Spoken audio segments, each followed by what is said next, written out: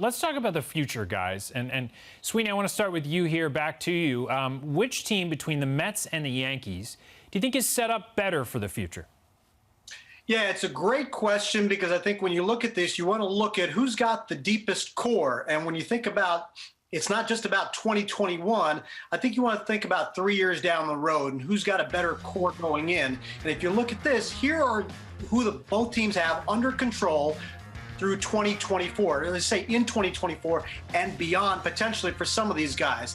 Garrett Cole already locked in, with the long-term deal, and DeGrom with the option. I think that tips a little bit in favor of the Yankees, but the two guys here who are going to sway this one way or the other, Francisco Lindor and Aaron Judge, both unsigned after that term.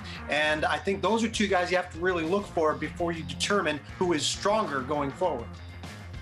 I think it's the Yankees, based on some of what Sweeny just said. And, you see the names there. They have more of a bulk of top performers already in-house. And they're also going to add, and look, I'm kind of tongue-in-cheek here, but Jason Dominguez, the biggest, most hyped prospect in the history of most hyped prospects, is probably going to be Major League ready around 2024. So if we're looking at that as the year, this guy is supposed to be, Bo Jackson plus, whoever else they've compared him to, Mike Trout. It's crazy talk, but if he's 60% of that, that's going to be pretty incredible. Add him to the mix and add some of they've got a lot of young arms. They've really done a good job developing pitchers. Not all of them are going to pan out, obviously, because they never do, but they've got an inventory there from which to trade and from which to populate their own staff. So I think the Yankees are in great shape going forward. That's the key to me. It's that young pitching that the Yankees have. Their names weren't on there, but Davy Garcia, Clark Schmidt, some of those guys, we're hearing about them already. We know they're going to be up soon.